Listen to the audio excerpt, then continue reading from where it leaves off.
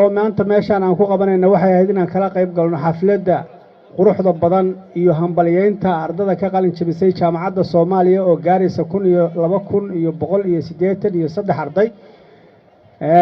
Ardaydaas oo dhammaantood ku faraxsan inay maanta soo dhamaysteen darajadii koobaad ee waxbarashada sare. waxaan jecelnahay inay sii gudbaan darajada labaad ee waxbarashada iyo darajada saddexaad ee haddii la ku rooyo waxbarashada sare.